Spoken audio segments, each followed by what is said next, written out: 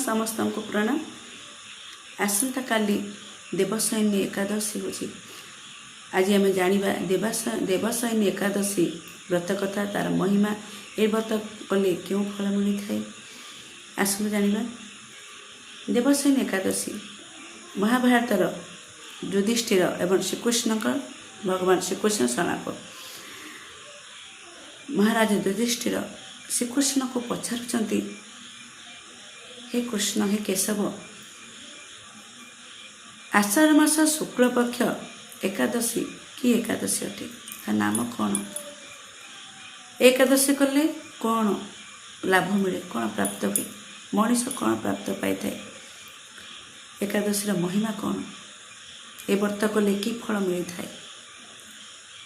तापरे श्रीकृष्ण हसी तार उत्तर देउचंती, हे राजन शुण, आषाढ़ मास शुक्ल पक्ष एकादशी होची देवशयनी एकादशी, या हरिशयनी एकादशी भी कहा जाए।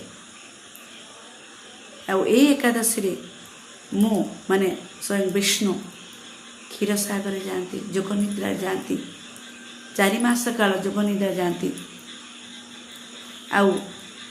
4 मास पर कार्तिक मास शुक्ल पक्ष एकादशी जाको आम कही प्रबोधिनी एकादशी, ये दिन से जाग्रत होती, निद्रा उठती। ये 4 मास को चतुर्मास बोली कहा जाए। कहीं या देवशयनी बा हरिशयनी एकादशी बोली कहा जाए।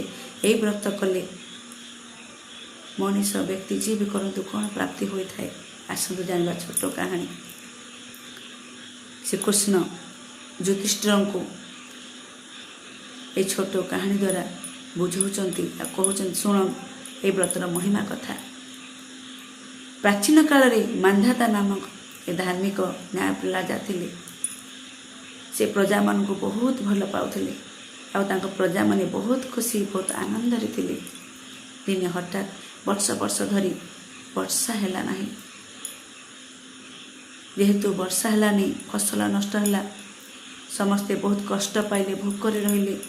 राजा मांधाता बहुत दुखित हेले, चिंता कले। तार चिंतार कारण हो गला माने मो प्रजा माने एते कष्ट पाउचंती, वर्षा होने, फसल नष्ट हो जाउची, भोकरे रहउचंती, कष्ट पाउचंती। राजा बहुत चिंतित हेले। दिने से महर्षि अंगिरा को आश्रम को गले। से अंगिरा को पचारे, महर्षि को पचारे, मो राज्य रे संकट कहीं आसी? अंगिरा हसी कहले,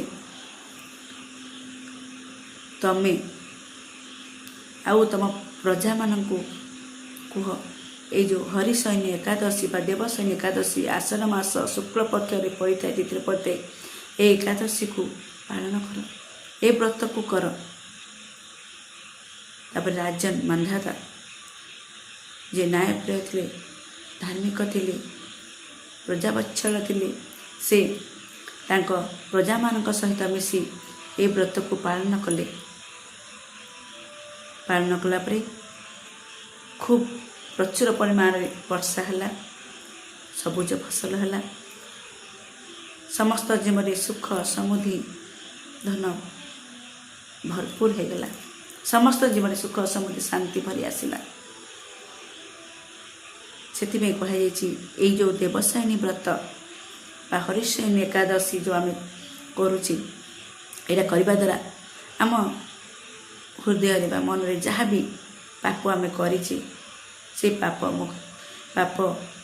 क्षय होता है, आमको मुक्ति मिली थाए।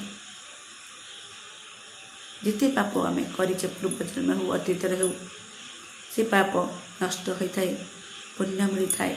आम घरे शांति सुख समृद्धि होता है। आम जीवन रे आम परिवार रे सुख शांति समृद्धि भरपूर होता है। ये व्रत करने द्वारा यहाँ आमको फल प्राप्ति मिली थाए। समस्ते आसंता काली ब्रह्म मुहूर्त उठे, स्नान करेंगे, भगवान विष्णु बाबा लक्ष्मी भगवान विष्णु आमर तुलसी माता पूजा करेंगे, तुलसी माता को जल अर्पण करेंगे। ତାଙ୍କ ଚାରିପଟେ ବୁଲି ପ୍ରଦକ୍ଷିଣ କରିବେ। ବିଷ୍ଣୁ ସହସ୍ରନାମ ପାଠ କରିବେ, ନାମ ଜପ କରିବେ। ଓಂ ନମ ଭଗବତେ ବାସୁଦେବାୟ ଆପଣ 108 ଥର କରିପାରିବେ। ଓಂ ନାରାୟଣ ନମଃ ବି କରିପାରିବେ। ଭଗବାନଙ୍କୁ ତାଙ୍କ ପ୍ରିୟ ଜିନିଷ ଦେବେ, ଖାଇବା ଭୋଗ ଲଗାଇବେ, ପ୍ରସାଦ ଦେବେ। ଆଉ ନିଜେ ବି ଶକ୍ତି ଅନୁସାରେ ଆପଣ ଉପବାସ ରହିବେ, ଫଳାହାର ବି କରିପାରିବେ। କରନ୍ତୁ, ଦେଖିବେ ଏହି ବ୍ରତ କରିବା ଦ୍ୱାରା ଆପଣ ଜୀବନରେ ଯେଉଁ ସୁଖ ଶାନ୍ତି ସମୃଦ୍ଧି ଭରି ରହିବ। ତା ଅର୍ଥ ଏଠୁ କ'ଣ ଆମେ ଶିକ୍ଷା ପାଇଲେ? ମାନେ ବିପଦ ସମୟରେ ବା ଦୁଃଖ ସମୟରେ ଆମେ ଧୈର୍ଯ୍ୟହରା ହେବା ନାହିଁ। ସଙ୍କଟ ଯେତେ ଆସୁ, ଦୁଃଖ ଯେତେ ଆସୁ, ଆମେ ଧୈର୍ଯ୍ୟ ହାରିବାନି। ସେହି ସମୟରେ ଭଗବାନଙ୍କ ଶରଣ ନେବା, ଭଗବାନଙ୍କୁ ଧ୍ୟାନ କରିବା, ଧୈର୍ଯ୍ୟ ଧରିବା, ତାହେଲେ ଆମକୁ ସଫଳତା ମିଳିଥାଏ। ଯେତେବେଳେ ମାନ୍ଧାତା ଯେଉଁ ରାଜା ଥିଲେ, ସେ ଯେତେ ତାଙ୍କ ପ୍ରଜାମାନଙ୍କ ଦୁଃଖ ଦେଖିଲେ, ସେ ଧୈର୍ଯ୍ୟହରା ହୋଇନଥିଲେ। ତା'ର କାରଣ ବା ସମସ୍ୟାର ସମାଧାନ ବାଛିଥିଲେ। ସେ ଅଙ୍ଗିରା ଋଷି ପାଖକୁ ଯାଇଥିଲେ, ସମାଧାନ ପାଇଲେ, କଲେ, ଧୈର୍ଯ୍ୟହରା ହୋଇନଥିଲେ। ସେମିତି ଆମେ ବି ଧୈର୍ଯ୍ୟହରା ହେବା ନାହିଁ। ଯେତେ ଦୁଃଖ ଆସୁ, ଯେତେ କଷ୍ଟ ଆସୁ, ଶାନ୍ତ ସ୍ଥିର ଭାବରେ ତା'ର ସମସ୍ୟା ସମାଧାନ ଖୋଜିବା।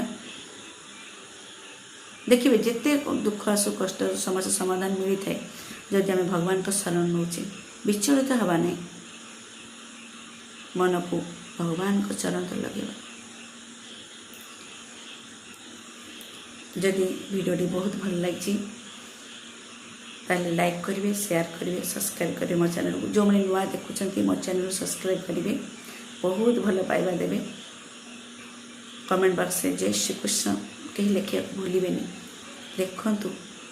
ଆସନ୍ତାକାଲି ଦେବଶୟନ ଏକାଦଶୀ, ହରିଶୟନ ଏକାଦଶୀ ହେଉଛି। ଆପଣ ଯଦି ଜୟ ଶ୍ରୀକୃଷ୍ଣ କମେଣ୍ଟ ବକ୍ସରେ ଲେଖୁଛନ୍ତି, କେତେ ପୁଣ୍ୟ କରୁଛନ୍ତି। ସମସ୍ତେ ଦେଖୁଛନ୍ତି, ଆପଣ ଦେଖି ସମସ୍ତେ ପୁଣି ଲେଖୁଛନ୍ତି। ତା'ର ଆଶୀର୍ବାଦ କୃପା ଭଗବାନ ମିଳିଥାଏ। ବହୁତ ବହୁତ ଧନ୍ୟବାଦ। ଜୟ ଶ୍ରୀକୃଷ୍ଣ। ରାଧେ ରାଧେ।